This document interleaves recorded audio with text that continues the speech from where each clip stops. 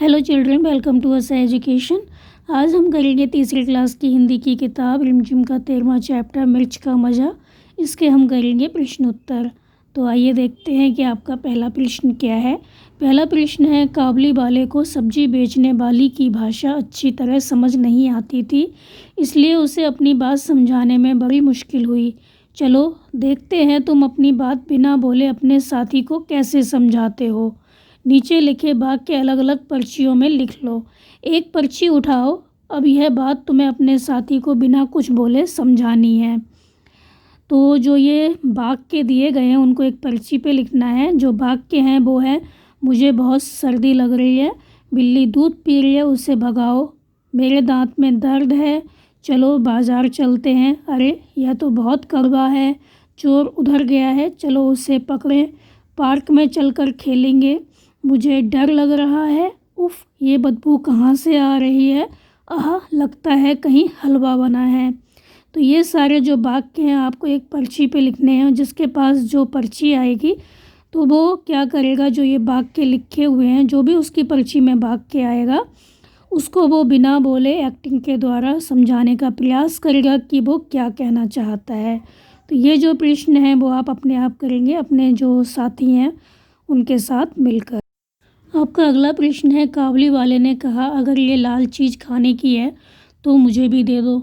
सब्जी बेचने वाली ने कहा, हाँ ये तो सब खाते हैं, ले लो।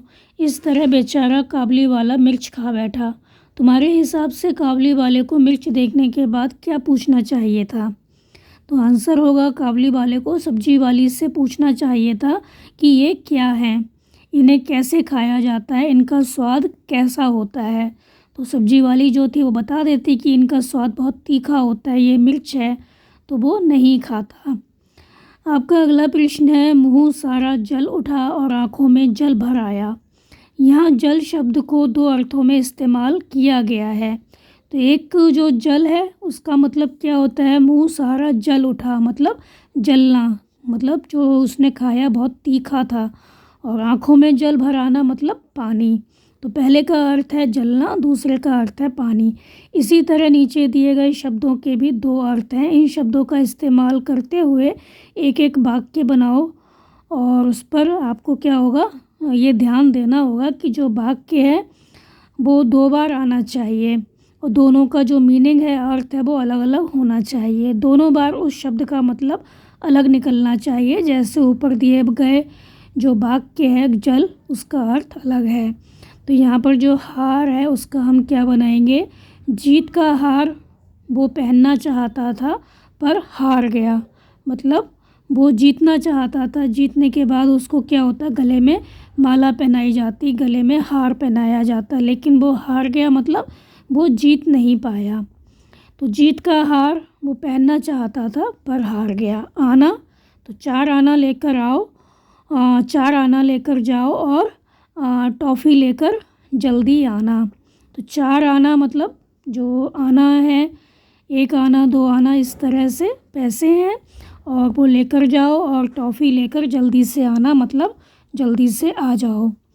उत्तर, तो उत्तर का होगा, मोहन ने कहा इसका उत्तर उत्तर दिशा में छिपा है।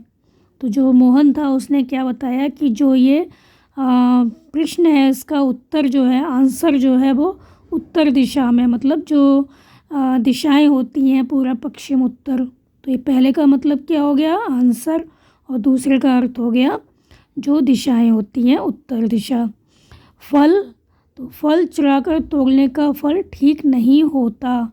तो जो फल होते हैं, फ्रूट्स होते हैं, उनको अगर हम चुराकर तोड़ लेते हैं, मतलब उनको चुराते हैं तो और अपने घर ले जाते हैं चुराकर तोड़कर, तो उसका फल ठीक नहीं होता, मतलब उसका जो नतीजा निकलता है वो ठीक नहीं होता। मगर, मैं नदी किनारे गया मगर वहाँ मगर नहीं मिले। तो मैं नदी किनारे गया लेकिन वहाँ पर जो मगरमच्छ थे वो नहीं मिले। अगला है पर, तो यहाँ पर रखे मोर के पर गिनो। तो यहाँ पर रखे मतलब यहाँ पर जो रखे हुए थे मोर के पंख, पहले का मतलब हो गया यहाँ पर, ये इस जगह पर, और मोर के पर मतलब मोर के पंख। तो यहाँ पर रखे मोर के पर मतलब पंख क्या करो, गिनो। आपका अगला प्रश्न है, कविता की वे पंक्तियाँ छाँट कर लिखो जिससे पता चलता है कि काबुलीवाला कुछ शब्द अलग तरीके से बोलता था। तो यहाँ पर जो पंक्तियाँ हैं आपकी जो पुस्तक में आई हैं वो लिखनी है जिससे पता चलता है कि जो काबुलीवाला था वो अलग तरीके से बोलता था। तो जो काबुलीवाला था वो क्या बोला है उसमें, 2 तोल छीमियाँ फ़कत 4 आने की, कुजुलिन से बोला बेचारा ज्यों ज्यों कुछ समझा कर। तो ये जो वाक्य है इससे पता चलता है कि जो काबुलीवाला था वो कुछ शब्द अलग तरीके से बोलता था। आपका अगला प्रश्न है, काबुलीवाला कंजूस था। तो काबुलीवाला कंजूस था किससे पता चलता है, कौन सी लाइन से, जा तू अपनी राह सिपाही मैं खाता हूँ पैसा। अगला है, मिर्च बहुत तीखी थी।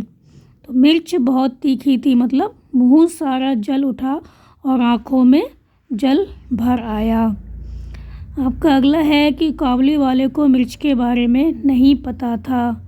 तो लाल लाल पतली छीमी हो चीज़ अगर खाने की, इस लाइन से पता चलता है कि उसको नहीं पता था कि ये क्या है। तो काबुलीवाले को मिर्च के बारे में नहीं पता था। अगला है, काबुलीवाले को 25 पैसे की मिर्च चाहिए थी तो हमको 2 तोल छीमियाँ फ़कत 4 आने की। 4 आने में मतलब कितने होते हैं, 25 पैसे। तो इससे पता चलता है कि जो काबुलीवाला था उसको 4 आने की जो मिर्च थी वो चाहिए थी, 25 पैसे की मिर्च चाहिए थी।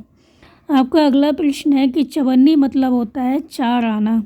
चवन्नी, एक चवन्नी मतलब जो 4 आना है मतलब 25 पैसे। तो चवन्नी मतलब 4 आने। अब बताओ अठन्नी मतलब क्या होता है, इकन्नी मतलब क्या होता है, दुअन्नी मतलब क्या होता है। तो चवन्नी मतलब 4 आना, 4 आना मतलब 25 पैसे। तो 1 रुपये में कितने पैसे हुए। तो अब 1 रुपये में 25 पैसे के 4 सिक्के होंगे। अगर 25 पैसे के 4 सिक्के होते हैं मतलब हो गए 16 आने, क्योंकि जो चवन्नी होती है उसमें कितने होते हैं, 4 आने। तो 4 आने और 1 रुपये में कितने हो गए, 4 चौक 16। तो 1 रुपये में 25 पैसे के 4 सिक्के मतलब 16 आने। और अठन्नी मतलब 8 आने, इकन्नी मतलब 1 आना और दुअन्नी मतलब 2 आने। आपका अगला प्रश्न है, तुम बाज़ार गए, दुकानों में बहुत सी चीज़ें रखी हैं, तुम्हें दूर से ही अपनी मनपसंद की चीज़ का दाम पता करना है पर तुम्हें उस चीज़ का नाम नहीं पता। अब दुकानदार से दाम तुम कैसे पूछोगे। तो काफ़ी चीज़ें रखी हैं और तुम्हें दुकानदार से उसके दाम पूछना है, काफ़ी दूर पर रखी हैं चीज़ें, तो तुम कैसे पूछोगे कि कौन सी चीज़ कितने की है। तो हर चीज़ की ओर इशारा करके या उसे उठाकर पूछेंगे कि इसका नाम या दाम कितना है। तो जो चीज़ अगर आपको लगता है कि हाँ उठा सकते हैं तो हम उसको उठाकर पूछ लेंगे कि इसका दाम कितना है। और अगर दूर है चीज़ तो हम इशारा करके पूछ सकते हैं कि उस चीज़ का दाम कितना है। आपका अगला प्रश्न है, काबुलीवाले ने मिर्च को स्वादिष्ट फल क्यों समझ लिया। तो काबुलीवाले ने ऐसी लाल मिर्च पहले कभी नहीं देखी थी। वे मिर्चें गहरे लाल रंग की थी, वे दूर से देखने में स्वादिष्ट लग रही थी, इसलिए काबुलीवाले ने उन्हें फल समझ लिया। अगला प्रश्न है, सब्जी बेचने वाली ने क्या सोचकर उसे झोली भर मिर्च दी होगी। तो सब्जी वाली को पहले तो काबुलीवाले की बात ही समझ में नहीं आई, फिर उसने सोचा होगा कि इसे लाल मिर्च ही चाहिए होगी, इसलिए उसने काबुलीवाले को झोली भर मिर्च दे दी होगी। अगला प्रश्न है, सारी मिर्चें खाने के बाद काबुलीवाले की क्या हालत हुई होगी। तो सारी मिर्चें खाने के बाद काबुलीवाले की हालत बहुत ख़राब हो गई होगी, उसकी आँख, नाक तथा मुंह से पानी निकल आया होगा, गिर रहा होगा, जीभ, गले और पेट में भयंकर जलन हो रही होगी, मिर्च के मारे चक्कर आ रहे होंगे, वह साथ में सीसी भी कर रहा होगा, उसको बहुत मिर्च लग रही होगी और वो सीसी कर रहा होगा। अगला प्रश्न है, अगले दिन सब्जी वाली टमाटर बेच रही थी, क्या काबुलीवाले ने टमाटर खाया होगा। तो आंसर होगा अगले दिन काबुलीवाले ने टमाटर नहीं खरीदे होंगे। तो जो काबुलीवाला था उसने टमाटर नहीं खरीदे होंगे क्योंकि वो बहुत अधिक डर गया था कि पता नहीं इसका स्वाद कैसा हो। आपका अगला प्रश्न है, कुजलिन से बोला बेचारा ज्यों ज्यों कुछ समझाकर। इस पंक्ति को ऐसे भी लिख सकते हैं, बेचारा ज्यों ज्यों कुछ समझाकर कुजलिन से बोला। अब इसी तरह इन जो पंक्तियां हैं इन पंक्तियों को फिर से लिखो। हमको 2 तोल छीमियाँ फ़कत 4 आने की। अगला है, वह खाता ही रहा मिर्च की छीमी को सिसियाते। जा तू अपनी रहा सिपाही, मैं खाता हूँ पैसा। एक काबुली वाले की कहते हैं लोग कहानी। तो पहली जो लाइन है उसको हम लिख सकते हैं कि हमको फ़कत 4 आने की तोल दो छीमियाँ। तो हमको 4 आने की फ़कत 4 आने की छीमियाँ तोल दो, ऐसे भी लिख सकते हैं। अगला है, वह मिर्च की छीमी को सिसियाते खाता ही रहा। उसके बाद हम लिखेंगे अगला सेंटेंस, तू अपनी रहा जा सिपाही, मैं पैसे खाता हूँ। फिर है, लोग एक काबुली वाले की कहानी कहते हैं।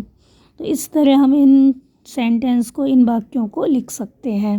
तो अगला प्रश्न है कि अपने मन से बनाकर एक कविता यहाँ लिखो। तो हम यहाँ पर एक कविता लिखेंगे अपने मन से बनाकर। कोई भी कविता आप लिख सकते हैं। तो हम लिखेंगे, बारिश आई छम छम छम, छाता लेकर निकले हम, पैर फिसला गिर गए हम, ऊपर छाता नीचे हम। बारिश रानी आई तुम, मेरे मन को भाई तुम, अगले बरस जल्दी आना, गर्मी दूर भगा कर जाना। तो यहाँ पर आप कोई भी कविता बनाकर लिख सकते हैं। आपका जो अगला प्रश्न है वो है, लाल लाल मिर्च देखकर काबुली वाले के मुंह में पानी आ गया। तुम्हारे मुंह में किन चीज़ों को देखकर या सोचकर पानी आ जाता है? तो बहुत सी ऐसी चीज़ें होती हैं जिनको देखकर या सोचकर हमारे मुंह में पानी आ जाता है, जैसे रसगुल्ले हैं, चॉकलेट है, केक है, आम है, चाट है, रसमलाई है, पिज़्ज़ा है, बर्गर है, खीर है, हलवा है। इन सारी चीज़ों को देखकर हमारे मुंह में पानी आ जाता है, मतलब हमको ये खाने की इच्छा करती है, ये सब चीज़ें खाने का मन करता है, ललचा जाते हैं हम। तो यहाँ पर हमारे जो प्रश्न उत्तर थे बच्चों वो ख़त्म हो गए। आप इनको अच्छे से समझ कर याद कर लीजिए और हमारे चैनल असा एजुकेशन को लाइक कीजिए, सब्सक्राइब कीजिए और शेयर करना बिल्कुल मत भूलिए। Thank you.